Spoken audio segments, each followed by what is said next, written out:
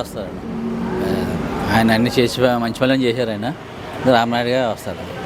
రామానాయుడు గారు కాకుండా ఇంకొక నాయకుడు లేరు ఇక్కడ పోటీ ఇచ్చే నాయకుడు? ఎవరు లేరండి. ఆయన అంత ప్రతి పనికి వస్తాడు, అన్నిటికీ ముందు ఉంటాడు ఆయన.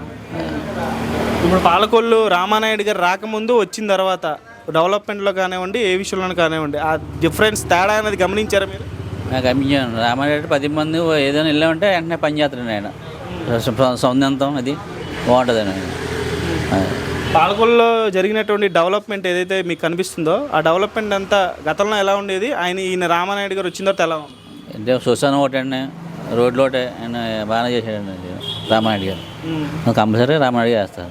సో ఈసారి ఎంత మెజార్టీ వస్తుంది అనుకుంటున్నారన్న? మెజారిటీ ఐడియా లేదండి. కంపల్సరీ స్టేట్ వాటికి అంటారు ఆయన. సో ప్రస్తుత పరిపాలనలో ధరలు కానీ కరెంటు బిల్లు కానీ ఇవన్నీ ఎలా ఉన్నాయి అనుకుంటున్నారు? కరెంట్ బిల్ మన తెలియదు, మన ఇది కదండి, ఇది పల్లెటూరు మాది. కరెంట్